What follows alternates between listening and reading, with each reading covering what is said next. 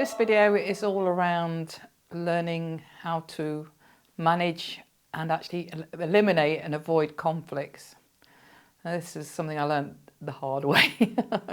Many painful lessons and years even of being embroiled in a relationship where that was happening and couldn't understand why it was happening and how to resolve that was a bit of a journey for me. So let me go back to actually my previous relationship was with my ex-husband. I was in that relationship for 23 years and to be honest, I can't remember ever having one cross word.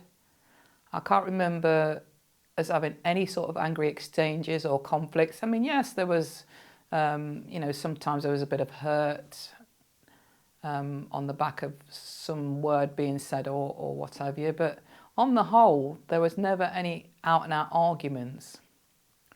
And then I met my soulmate, Paul. Now, this is a guy who exudes masculine energy. He just melted me and totally, without even trying really, just by his sheer physical masculine presence, just made me let go of all that masculine energy that I was using to protect myself.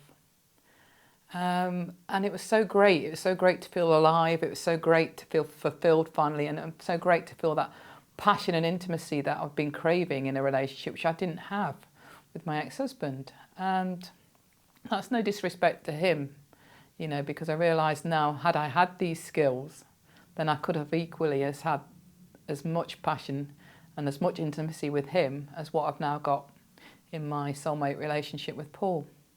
So was it all sweetness and light? Well, in fact, no, it wasn't.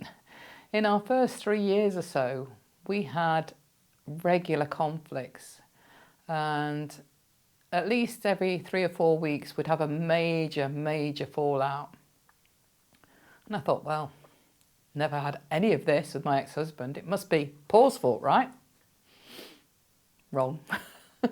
It wasn't Paul's fault, because I actually had to question myself and think, well, how am I responsible for this? Because all I could feel as a woman in our early days of our relationship was him unfairly being irritable or critical or stressed and making me feel like it was my fault. And so this is what the pattern was. He'd come home from work and he'd be a bit tetchy, and I'd take that as being, oh, he's taking it out on me. He's had a bad day at work and feels like coming home and kicking the cat, and I don't mean that literally, but just as a metaphor, and I felt like I was the cat. And so I'd respond with an offhand comment, or I'd respond with a yes but, or aggressive tone of voice back, or I'd justify why I was right and he was wrong in that particular communication. And what do you think that did? It created a lot of conflict, because then all Paul could feel was that masculine energy coming back into the room, and then there'd be a big argument on the back of it. So the way I explain it is a bit like this. Paul would quite often be the one to light the fires, and he'd be quite open in admitting that. So we call it lighting the fire, in other words, he'd be a bit irritable or a bit stressed, and he'd make an offhand comment, which, me being a bit oversensitive, would take the wrong way, and I'd retaliate in a totally masculine way, which would then cause a massive big argument. So what we called that was me pouring paraffin on that fire. He's lit the fire, but now I'm pouring paraffin on the fire, and now it's exploded into an inferno. So what did I need to learn? I needed to learn to pour water on the fire. I needed to have the watering cans ready. I needed to have the hose pipes ready and respond in a feminine way, because what's more important to me, and what should be more important to anybody in a relationship, is maintaining that intimacy and that connection. What's more important, you being right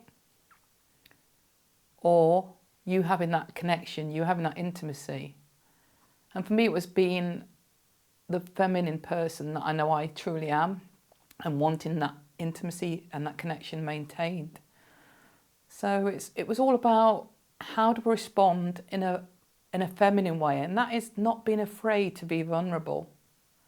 I used to see my vulnerability as a weakness, and that's because of my prior experiences, some of which were very traumatic. So, you know, I was always very much, I need to be strong, I need to be aggressive to survive, because I was just wanting to protect myself. But now I'm with a good guy. I don't need to wear that suit of armour anymore. I can let that go. So how do you respond in a more vulnerable way that's not going to cause that conflict, that fire that's now been lit is just smouldering? So now what are you going to do to pour the water on the fire? Now the way to pour water on the fire is to do many things as an option, one of which could be to just zip your mouth up completely, walk out the room if you need to, cool off. Sometimes a bit harder said than done. Another way to respond with vulnerability, for me, that always works with Paul, is because I'm quite naturally playful, and that's part of my personality. I'd be quite playful, so I'd go like this. And then if he wasn't paying attention, I'd go and really emphasise the playfulness and the sad face and the pouty lip. And he'd go, I'm not looking, but it'd melt him straight away.